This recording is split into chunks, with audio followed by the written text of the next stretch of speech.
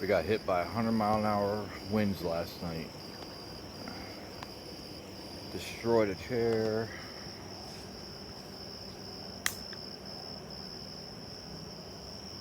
A lot of branches down.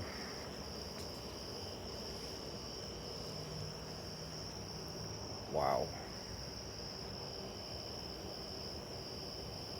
Those are cedar limbs from, I guess, this tree.